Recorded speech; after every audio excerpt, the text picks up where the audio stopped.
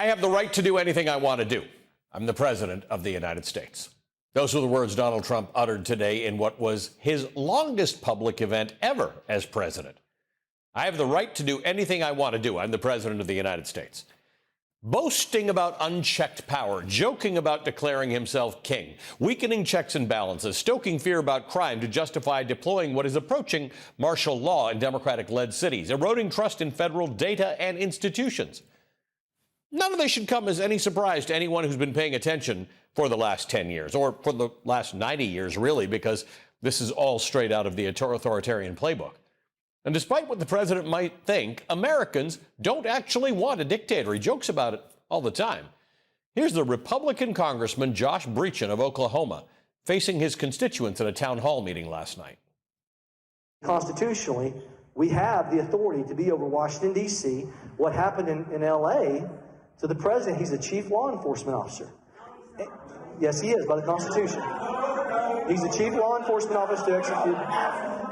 So he is the executive, highest executive authority. The role of the executive is to make sure the laws are executed.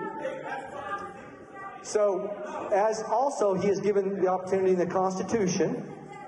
He is also given the opportunity in the Constitution. Y'all, this is lawlessness. This is what lawlessness looks like. This is what lawlessness looks like. People attending a town hall meeting, criticizing their member of Congress. That's what lawlessness looks like. No, it's not. This is a country that was founded on dissent. The journalist and historian Garrett Graff writes, quote, "Today, America is different. I think many Americans wrongly believe there would be one clear, unambiguous moment where we go from democracy to authoritarianism. Instead, this is exactly how it happens.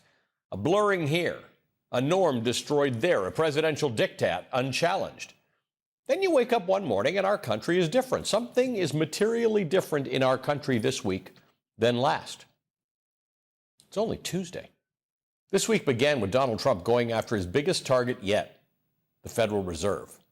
As we covered in our breaking news last night, Donald Trump yesterday claimed he fired this woman, Federal Reserve Governor Lisa Cook. But before Trump, no president has ever tried to remove a Fed governor in the central bank's 112-year history. In fact, just as we were going off the air last night, Lisa Cook put out a statement. She said, quote, "President Trump purported to fire me for cause when no cause exists under the law, and he has no authority to do so. I will not resign. I will continue to carry out my duties to help the American economy, as I have been doing since 2022. This is just Donald Trump's latest attempt to control independent agencies by firing officials. But this time, Donald Trump is trying to test the same Supreme Court that granted him immunity from criminal prosecution. Last May, the Supreme Court said he could fire members of 2 independent agencies. Lawyers representing those fired officials argued that allowing Trump to move forward with those dismissals on those other agencies would weaken the legal protections that helped one of the biggest and most important of all independent agencies, the Federal Reserve, to work independently. In the court's ruling, the conservative Supreme Court justices wrote, quote, "We disagree. The Federal Reserve is a uniquely structured quasi-private entity that follows in the distinct historical tradition of the first and second banks of the United States," end quote. The New York Times editorial board writes in an article titled, "Where's your evidence, Mr. President?" Quote, "President Trump's attempt to fire the Federal Reserve Governor Lisa Cook is a grab for power in defiance of the nation's laws. And if it succeeds, it will be to the detriment of the nation's interest. But Ms. Cook and her colleagues are the lawfully appointed representatives of the American people, experts performing the people's business to the best of their ability. If Mr. Trump has an idea for a better system, he should speak it. But he must not be allowed to destroy the current system. The Supreme Court deserves significant blame for this situation. Mr. Trump, as is his habit, has tried to take advantage of the court's lack of a clear, definitive standard. By attempting to fire Ms. Cook, he has set up a direct clash with the conservative court majority that he helped create. The justices didn't want this fight, but now the courts have to stand up for the ruling that the Supreme Court just made and for the rule of law," end quote. Today, Lisa Cook said she will file a lawsuit to challenge what her lawyer calls a, quote, illegal action. Trump wants to blame the Fed for economic turmoil, but his illegal and arbitrary tariffs, debt-busting tax cuts, massive cuts to Medicare and Medicaid, they're hurting businesses. They're weakening the job market. They are fueling uncertainty. They are weakening the U.S. dollar. They are raising prices. He wants voters to look at the Fed and interest rates and turn away from the problems that he created through his mismanagement and his bad policies. But voters are smarter than that. They know who's to blame. A new poll shows that support for Donald Trump's economy is at 37%. Kind of surprised. I'd like to meet some of those people, the 37%, and see what it is they've got to say. But the percentage of Americans who say the economy is getting worse is at 63%. A 1-point increase from October of 2024 when Donald Trump claimed he was going to lower prices on day one. And his tariff policies are costing jobs. John Deere just announced layoffs that are linked to the trade war, which makes sense. Unproven allegations, supposedly related to mortgages, is Donald Trump's new weapon of choice in his fight to reshape American policy. Trump's attack on economist Lisa Cook is his most audacious. Trump is too chicken to try and fire Fed Chair Jerome Powell. He attacks him all the time. But Jerome Powell has publicly said he won't go, so Trump instead went after the first black woman ever to serve on that board. Joining us now is Democratic Senator Amy Klobuchar of Minnesota. She serves on the Senate Commerce and Judiciary Committee. Senator, great to see you. Thank you for being with us. Thanks, Allie. Trying to make sense of this. There are a few goals here. Donald Trump, like lots of presidents, wants lower interest rates than the Fed wants. Donald Trump is trying to now, when he couldn't get his way with Jerome Powell, tried to describe him as some sort of mismanager as it relates to the renovations of the Fed. He had that little hard hat tour of the Fed.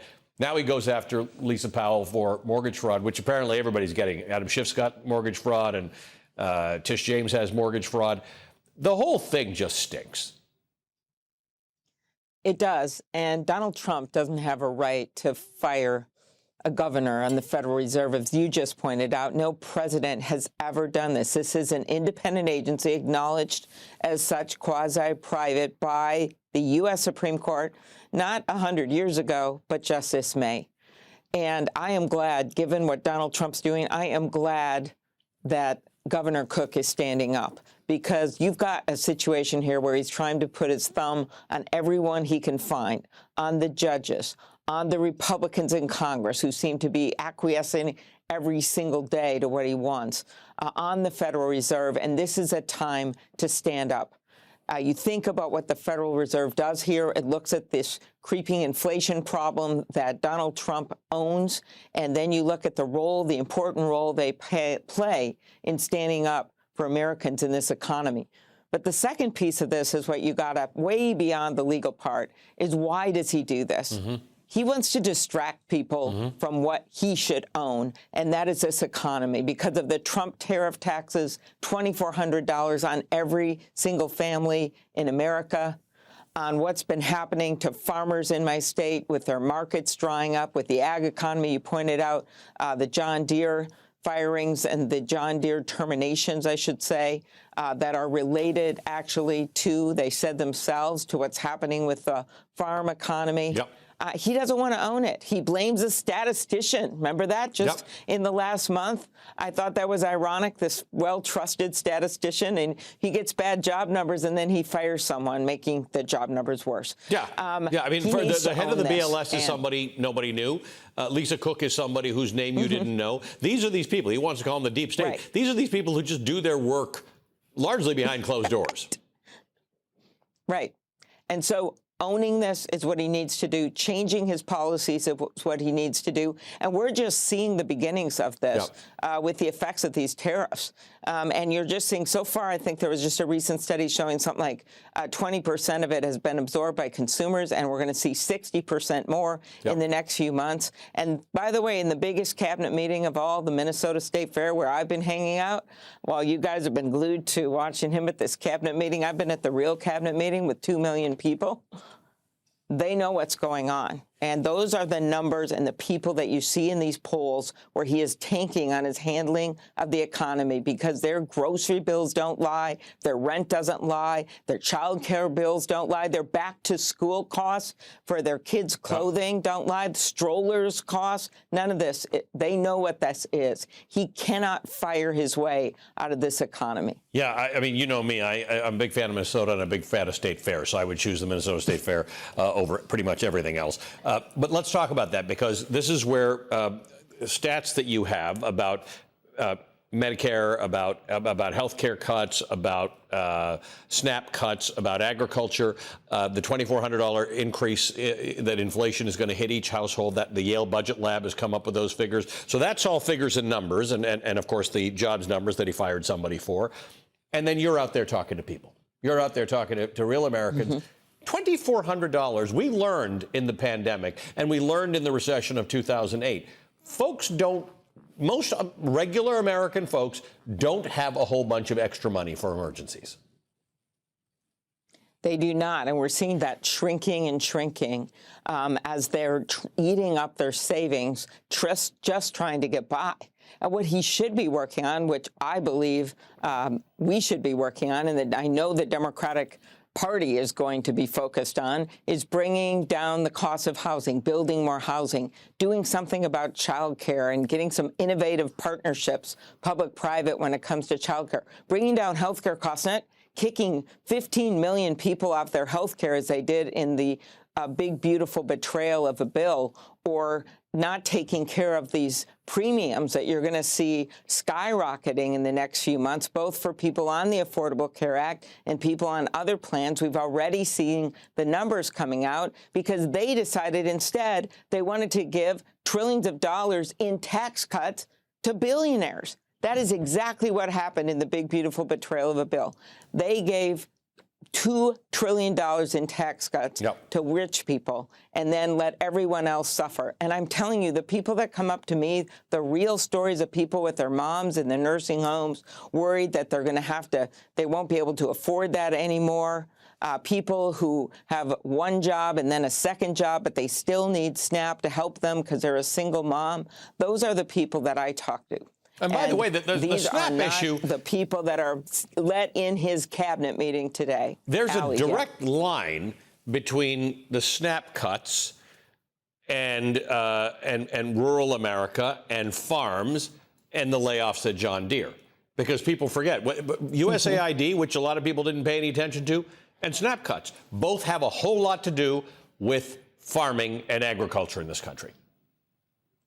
Exactly. And this is a real gut punch for farmers, but it's also the rural communities because they produce the food, right? They grow the corn, they produce the beef, they grow the pigs, and that is what is used for food for not only SNAP programs for veterans and seniors and people with kids, but also for a lot of our aid that we give overseas. So he has taken the rug out from under those two programs, while at the same time these tariffs are hitting them and drying up their markets. So when I heard tonight that we won this seat in Iowa, which is a very rural seat, in the state Senate, I thought, yeah, I'm not surprised at all. When I see us leading in these races around the country in these areas that are rural, what I think about those Social Security offices in the middle of North Carolina that are shutting down or not answering their phones, where I'm so happy that former Governor Cooper is running. I'm telling you, he's going to win that Senate seat. Or I think about in Ohio, where Sherrod Brown is going to come back. And he's running for that seat because he knows exactly what's happening in his state as we seeing jobs being lost, as we see what's happening right now with costs for people who are just trying to get by, families trying to get by. These states that are all in the mix here with Alaska and Iowa and North Carolina, these states, they've got big rural areas, and they're the ones that are seeing all of these small businesses and roadkill that we're seeing when it comes to the tariffs. And it's only going to get worse, and he won't change his mind. All he does is blame other people, including the Federal Reserve governor today. Senator, good to talk to you as always. Thank you for joining us tonight. Senator Amy Klobuchar. It was great to be on, Allie. Come back to the Minnesota State Fair. I will be there before you know it. I'll be happy to see you again there. Well, when Donald Trump decided to run for president after losing to Joe Biden, he told his supporters, "I am your retribution." 219 days into Donald Trump's second term, we're getting a much clearer picture of just what he meant, attacking his perceived rivals by any means necessary. More on that next.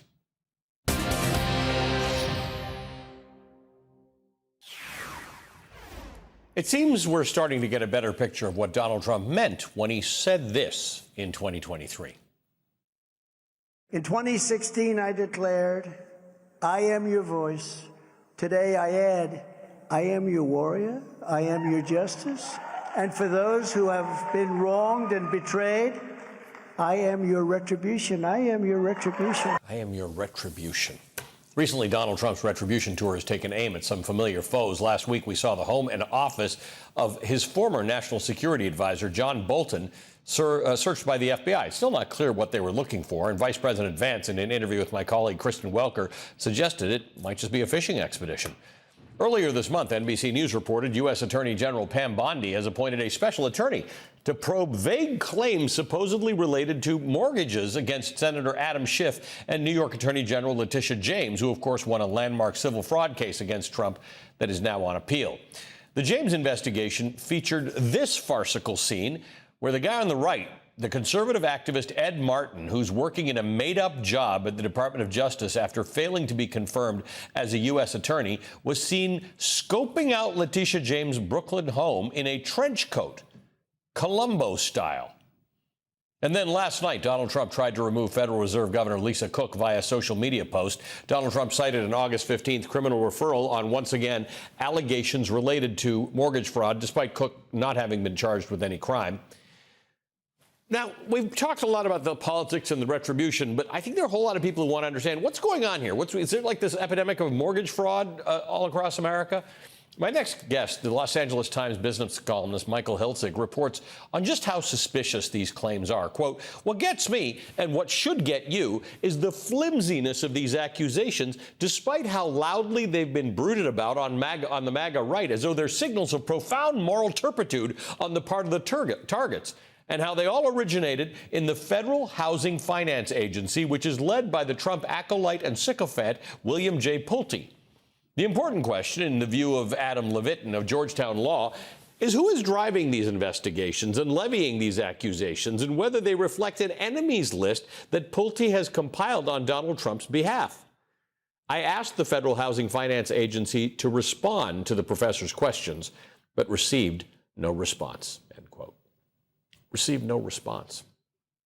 It's one thing not to receive a response from the agency, which is now headed by a political appointee. But here's what Hiltzik said about asking the Inspector General about the claims against Adam Schiff. Quote, "I asked the Federal Housing Finance Agency who at the Inspector General's office demanded the files, what was the reason for the demand, and whether Pulte played a role in the demand. I received no response." Joining us now, Michael Hiltzik, Pulitzer Prize-winning columnist for the Los Angeles Times. He's the author of Golden State, The Making of California. Michael, it's great to see you again. Thank you for being with us this evening. Thank you for writing about what this is. We do not have a trial. We don't know yet what's going on. It is highly unusual. If there are allegations of mortgage fraud or instances of mortgage fraud, it's highly unusual for anybody higher than someone at a bank or maybe involving the FBI to be involved. Having political appointees all the way up to the president commenting on, let alone having anything to do with this, is just, it's highly unorthodox. Well, you're right, Ali. And I have to tell you that Bill Pulte, who's really at the center, he's the hub of this whole thing. He really needs to be questioned in public. Congress, when it gets back from vacation, needs to put him on the stand. Yep. Let's just look at the pattern here of what happened. This is in the Adam Schiff case. Basically, the Federal Housing Finance Agency, which is headed by Bill Pulte, Yep. goes and calls on Fannie Mae, which is the quasi-governmental mortgage holding company, of which Pulte is the chairman, and they said explicitly, they said, we want you to go into your records and pull out anything you can find of a document with Adam Schiff's name on it, and then get back to us. So Fannie Mae goes in there, and they put all this in the memo. They say, we got a call from the Inspector General of FHFA, and we're doing this, and they write a memo back to Pulte at FHFA. So Fannie Mae, chaired by Pulte, writes a memo to the FHFA directed by Pulte, and they say, well, we found these 5 mortgages that Schiff had on houses in Burbank, California, and in Maryland, where he serves in the Senate, and they were all there were 5 mortgages. They don't say that any of them were underperforming. Instead, they actually say they've all been paid off. And there's no evidence that he got a dime's worth of advantage from having 2 mortgages. And the banks obviously knew he had 2 houses. None of this. And yet, here's Pulte saying, well, there's something bad here and we need, Schiff has to come clean. It's the same thing with Letitia James's case, and it's the same thing with Lisa Cook's case. These are the most they come up with are the most trivial paperwork errors. Anyone who's had to close a mortgage. You know what a mortgage is like? The guy on one side gives you the paper, you sign it, it goes into this pile, then they give you another paper, and you sign it, and it goes into this pile. And you're there for 4 hours. Some of these cases. I'm an economics reporter, Michael. I don't read all those pages. And I'm a guy who has a house in 2 different states. But the thing is, Miles Taylor said this. Abby Lowell's representing Tish James and now Lisa Cook. And Miles made the point the other day. He said, they're going to get us on traffic tickets in the end. This is looking a lot like India and Hungary and Turkey and a whole lot of other places that in theory have democracies, but they get people on these things, and they don't have to get us all. They just have to get enough of us for people to say, if you stand in our way in any fashion, we will come for you. Well, and it works because all 3 of these targets have had to hire lawyers. They've had to make public statements. You've got, I've been inundated with emails and tweets from people who say, well, if they're guilty, they should resign. They've been assumed to be guilty without, any evidence whatsoever. This is the most transparent act of political retribution I've ever seen, and I've been at this for a few decades. Yeah, and yesterday the president writes a letter transparent. to fire Lisa Cook, stating what the allegations are. No charge, no crime, no civil charge, no bank who has gone and said something. And you make an interesting point in your column, and that is that banks mostly are concerned about whether their loan performs, right? Their problem is when somebody fails to pay on a loan. And generally speaking, even that they don't worry about until it becomes a trend. There's no underlying thing here. And yet the president, who, by the way, was taken to court for matters relating to valuing properties and banks. $500 million, right? Yeah. Yes. Gone. There's no due process for Lisa Cook at this point. She's pushing the matter. She'll get her due process because she's hired a lawyer and she's suing and she says she's not resigning. So something will happen here. But it is kind of remarkable that this is pretty flimsy stuff. But we see it. We see it in other dictatorships. You see flimsy stuff. Disqualifies somebody from running for office. Disqualifies somebody from running for mayor or president or whatever the case is. That's true. And we know, we absolutely know that if these guys burrowing into the records of these 3 targets found anything like a late payment, much less an unpaid loan, that would be the headline. Yes. They didn't do that. They have nothing like that. And in fact, these loans have been paid off, or these paperwork errors are past the statute of limitations. It's just, as I said, it's transparent and absurd. I've just never seen anything like it. I encourage everybody to read your column on this because, people are curious. What is the actual story here? And you've come the closest to actually telling it. So thank you. Michael Hiltzik is a business columnist at the Los Angeles Times. All right, coming up, Democrats in red states have something else to worry about thanks to the anti-democratic efforts of Donald Trump's Republican Party, bogus redistricting and gerrymandered maps. Up next, we'll talk to Democratic Congresswoman Emilia Sykes, who's talking to her voters in Ohio about how Democrats are planning to fight back. That's next.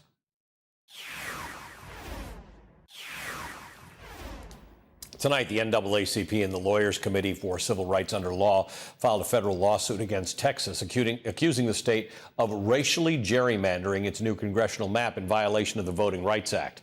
In a statement, NAACP President Derek Johnson said this, quote, "The state of Texas is only 40% white, but white voters control over 73% of the state's congressional seats. It's quite obvious that Texas's effort to redistrict mid-decade before next year's midterm elections is racially motivated," end quote. And it's not just Texas where Republicans are trying to gerrymander maps. Republicans in Ohio are also trying to help rig the map to help Trump in the midterms.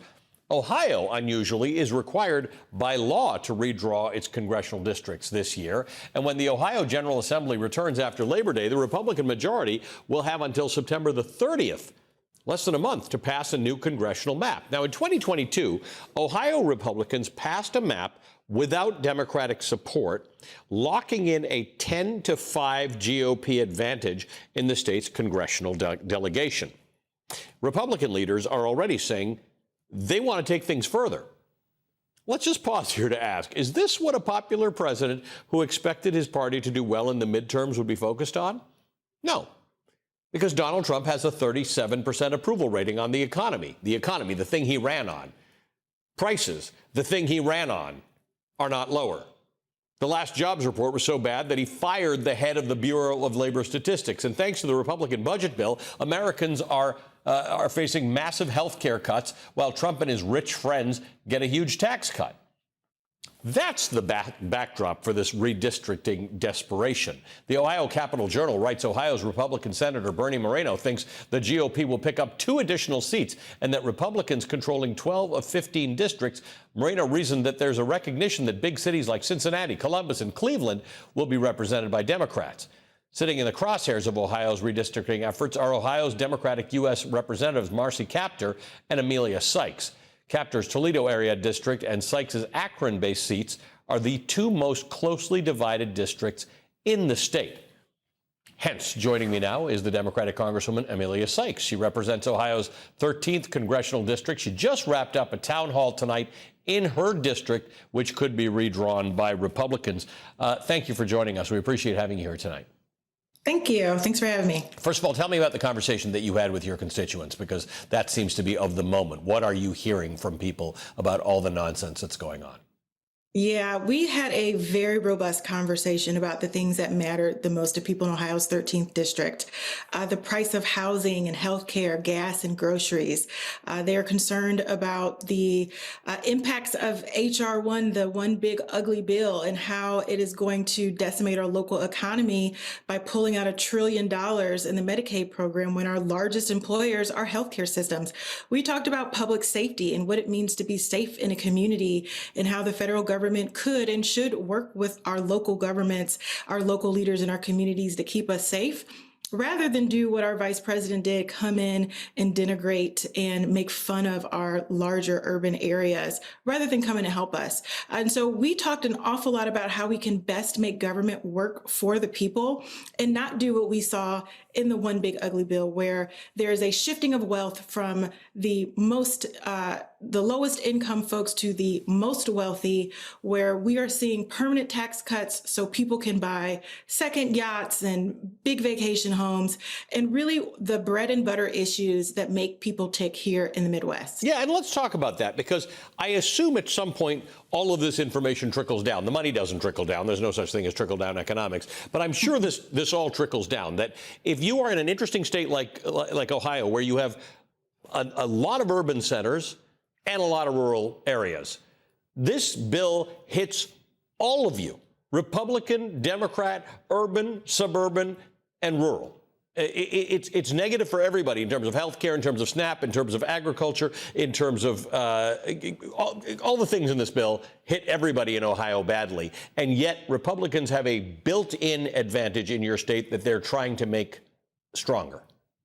Absolutely. And I talk about this bill in terms of our economics. As I said, our largest employers are health systems. Nearly 30,000 jobs rely upon the fact that Medicaid reimburses these hospitals for services. The uncompensated care was killing these hospitals, and getting rid of $1 trillion out of the Medicaid program is going to be devastating. It's going to have such negative impacts People may be laid off. Folks are not going to have access to primary care, reproductive care, drug treatment, and long-term care. So we are very concerned about it, not only just for the health and the well-being of our communities, but our economy and whether or not people are going to have jobs.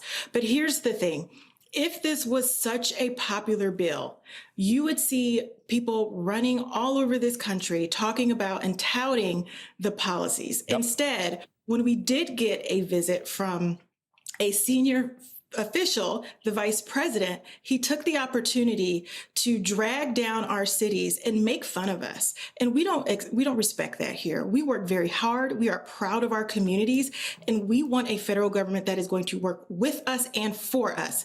And so when I do these town halls, it is an opportunity for me to hear from my constituents so that I can do what they are asking me to do, working for them, making sure that they have more money in their pockets, they have affordable health care, and they feel safe in their communities. Let's talk about cities. Under the guise of safety, the federal troops, National Guard, ICE, everybody's moving into the cities. This war on cities, in the same way that we were just talking about what this gerrymandering is really all about, we know that that's what the war on cities is all about, too.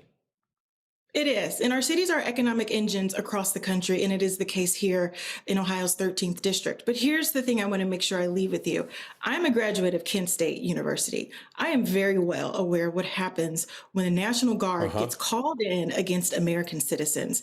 And so we can talk about safety all day long. I love to talk about safety. I want my community to feel safe, but I also know what happens when we use the military against United States citizens. That was a topic that came up today during our town hall, and people were very clear that they did not want to see militarized individuals on our streets of our cities. Work with us. There are COPS grants that are currently being withheld from the federal government that our communities could use. We have a piece of bipartisan legislation for de-escalation training that's been endorsed by the FOP and the NAACP. Please help us pass that. There are good ideas, but we need a government who's willing to work on and for and on behalf of the American public, not billionaires and millionaires, and that is what this administration is doing.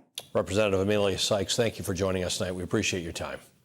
Thank you. All right, coming up, quote, there's a lot of fear and there's no protection. That truth has led to deadly consequences for dozens of the journalists on the ground in Gaza killed by strikes by the Israeli military.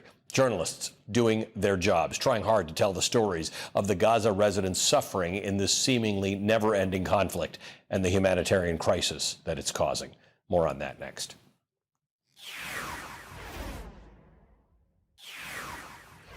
The Israeli military has killed yet more journalists in Gaza. We're about to show you some disturbing scenes. The back-to-back attacks by Israel on the Nasser hospital in Gaza yesterday that killed at least 20 people, including 5 journalists who worked for the Associated Press, Reuters, Al Jazeera, and others.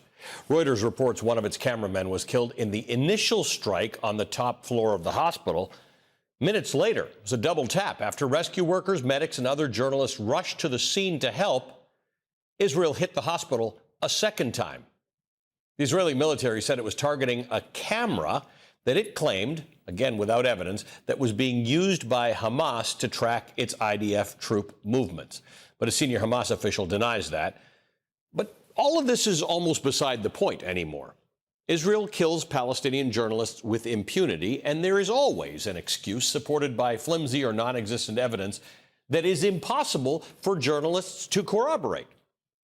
It's the latest chapter in an increasingly dangerous situation for journalists in Gaza who are trying to document the ongoing war and worsening humanitarian crisis.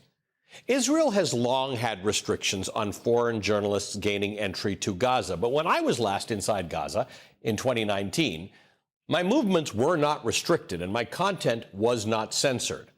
Now, foreign press is not allowed to work freely in Gaza, which means we cannot bear witness and hold authority, whether that authority is Hamas or the IDF, to account. And that means bad actors on all sides can act with impunity. Literally, the only pictures and information we get are from Palestinian journalists contracted by many major news organizations. These journalists risk their lives every day to get the word out from the war zone, and unlike foreign journalists, they can't leave when the going gets tough. Just 2 weeks ago, the Israeli military killed another group of journalists in a targeted attack on Al Jazeera journalist Anas al-Sharif, who won a 2024 Pulitzer Prize as part of a Reuters team for breaking news photography of the Israel-Hamas war. Israel claimed before the attack that he was a Hamas militant, something he and Al Jazeera have refuted.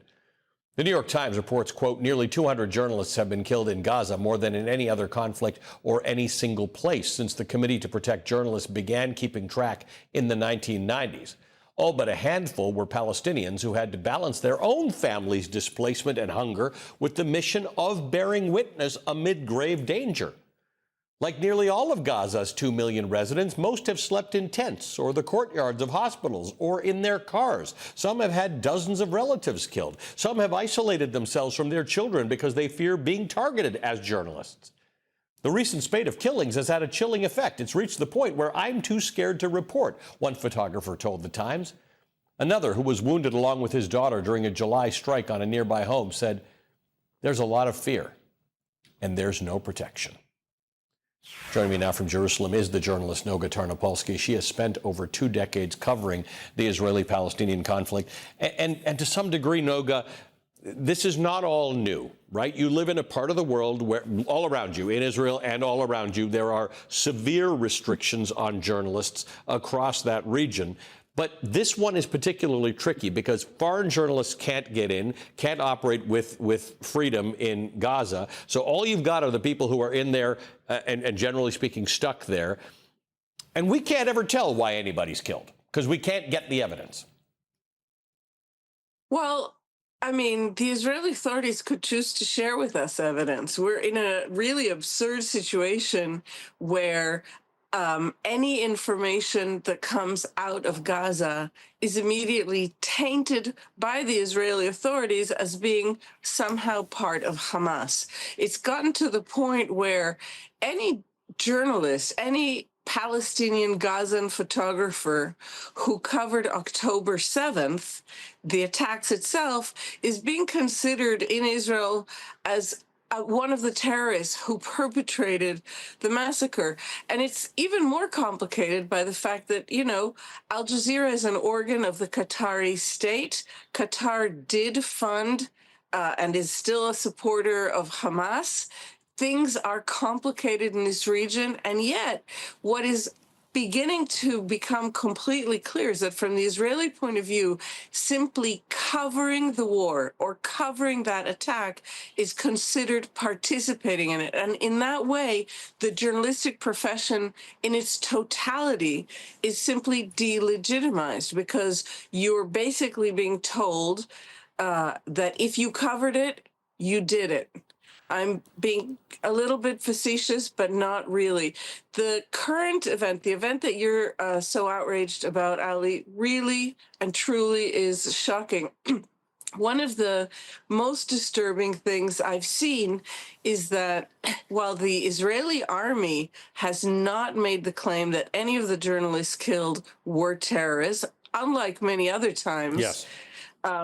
It has said that there are, that among the 20, that 6 that were killed were terrorists, has provided literally zero evidence. If it wanted to provide evidence, it could. We would welcome it. We get nothing. But what you've seen are Israeli outlets and a whole Israeli kind of sort of pro-Israeli PR machine has already begun to besmirch these journalists as having been terrorists. And so it's a situation which it is, I mean, I don't even have the words to describe it. We can't cover it. We have no access to any evidence.